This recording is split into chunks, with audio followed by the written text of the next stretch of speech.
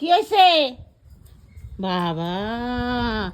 মহারানী সেই 10টার সময় বাজারে যায়, 12টা 1টা বাজে, এখন মহারানী আসলো।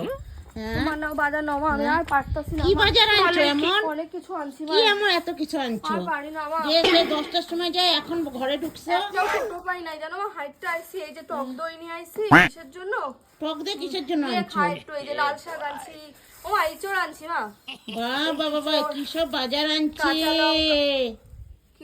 ইচড় মিচড় তোরে কে আনতে কইছে? তুমি ভালো খাও না, তোমার জন্য সজনা ডাঁটা আনছি মা। ও বলে এত এই সব বলে বাজার আনতে। লাল আলু মা, 1 কেজি তোমার জন্য লাল আলু আছে, তুমি এগুলো না না না না না, আমি কি কইছি নাকি তোর এইসব আনতে? তুই টাকা সব শেষ করে দিয়েছিস বাজারে। আলু আনছি, এই আনছি মা।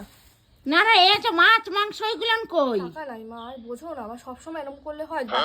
এ বাবা, বাজারে যাবি তো মাছ মাংসের জন্য তো মানুষ বাজারে যায়। ইঁচড়টা রান্না করি, কাঁঠালটা খাও, তারপরে কালকে তোমার আবার মাছ এনে দিবে। এরকম করো না মা, কি কর তুই? এইভাবে বাজার যাইতে হবে না, এইভাবে তো বাজার করতে লাগবে না। তোরা কে গেছিল বাজারে যাইতে?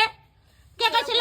না না, 2-3 ঘন্টা বসে তুই বাজার করতে। এই ইচড়, তারপরে কি সজনা ডাঁটা, যেগুলো খায় না মানুষ সেগুলো না বাজার করে নিয়ে আসছে। কত কষ্ট করে মা, তুমি তুমি জানো? ও ছেলে কষ্ট করে, আমি কষ্ট করি না? তা তুমি তো বুঝবা, আমার থেকে তো তুমি বেশি বুঝবা। না আমি এত বোঝা টোজা নাই, বোঝা টোজা নাই। জিনিসগুলো সত্যি প্রচন্ড কষ্ট হয়।